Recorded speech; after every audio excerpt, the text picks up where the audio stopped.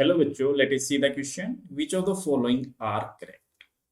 सो हमें इनमें से बताना है कि कौन सी स्टेटमेंट करेक्ट है। ठीक है, सो देखो, फर्स्ट क्या है, if R is the radius of planet, okay, G is the acceleration due to gravity, then mean density of planet is 3g by 4πgr।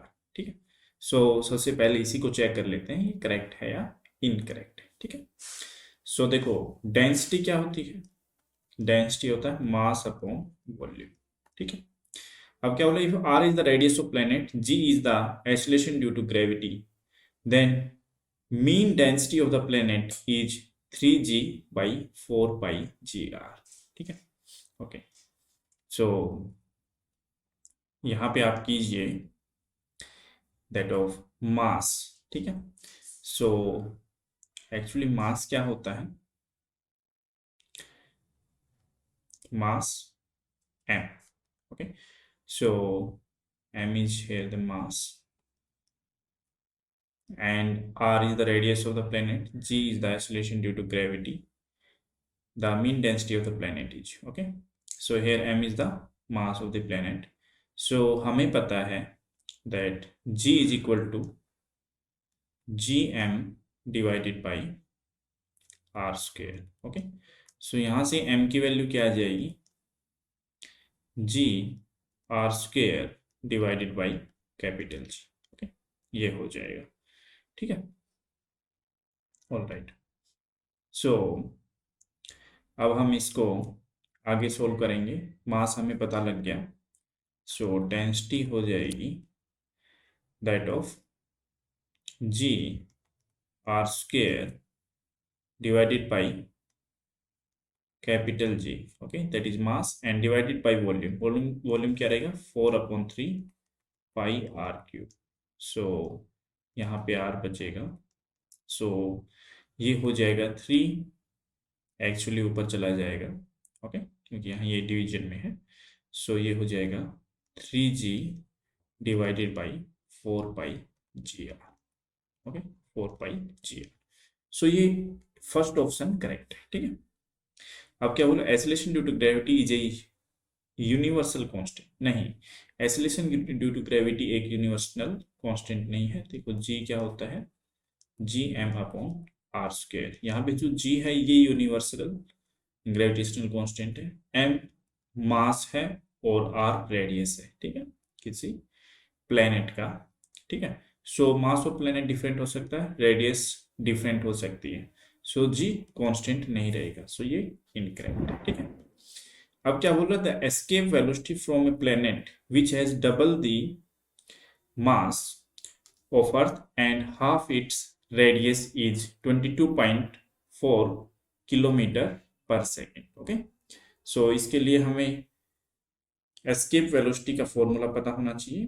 ठीक है, सो एक्चुअली एस्केप वेलोसिटी का formula होता है v escape is equal to square root of 2gm/r। ठीक है, और जो escape velocity for earth होता है वो is equal to that of 11.2 kilometre per second होता है। ठीक है, 11.2 किलोमीटर पर सेकेंड। यहाँ पे क्या बोल रहा था, escape velocity for a planet which has double the mass of अर्थ। ठीक है, डबल द मास ऑफ अर्थ। फिर प्लेनेट के लिए क्या हो जाएगा, वी एस्केप डैश ले लेते हैं, सो वो हो जाएगा square root of 2g gravitational constant है, मास क्या है 2 times of the mass of earth, and radius क्या है double the mass of earth and half its radius. Radius क्या है r/2।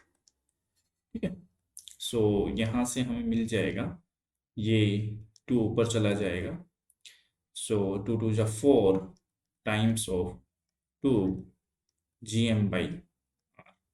सो इसको हम लिख सकते हैं 2 times of square root of 2gm/r।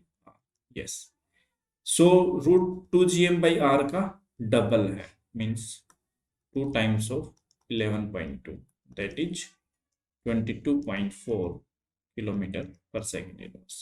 सो ये भी करेक्ट है। ठीक है, अब फोर्थ है the ratio of gravitational mass and inertial mass of a body at the surface of earth is हुआ। ठीक है। सो एक्चुअली ग्रेविटेशनल मास हम कैसे निकालते हैं, m is equal to weight divided by that of g, where g is the acceleration due to gravity। ठीक है। And inertial मास कुछ भी नहीं होता है, उसको हम लिख सकते हैं force upon acceleration. Okay. So देखो at the surface of earth acceleration A क्या हो जाएगा, जी के इक्वल हो जाएगा एफ बाई जी, और मास के ऊपर जो फोर्स लग रही होगी वो वेट होगा। ठीक है। सो यहाँ पे वेट बाई जी हो जाएगा। ठीक है।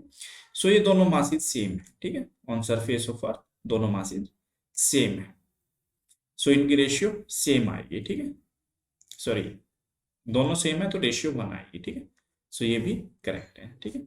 सो यहाँ पे first, third and fourth option are correct. आशा करता हूँ कि क्वेश्चन आपको समझ में आया होगा। Best of luck.